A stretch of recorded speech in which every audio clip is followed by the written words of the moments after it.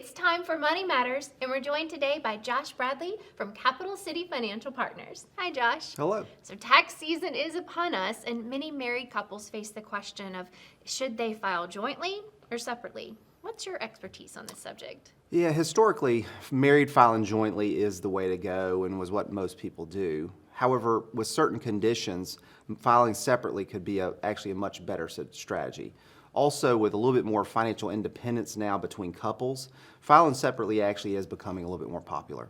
How can a couple know if filing separately is going to be beneficial to them? Yeah, I would generally recommend it purely on a financial basis. So this would come if maybe one spouse has student loans that are on a loan payment back based on income. Maybe one of them had a high medical expense. Maybe there's a liability issue between one of them may be facing. There's various reasons why filing separately could actually be a financially good thing for you to consider. What about itemized deductions?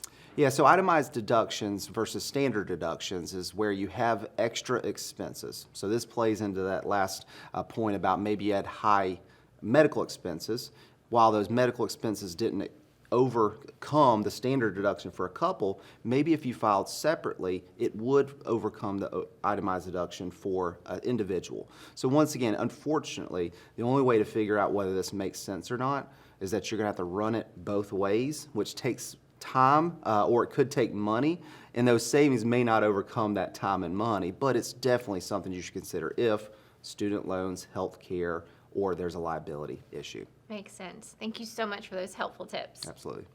For more information and resources to help make your money matter, visit the Money Matters page on wistv.com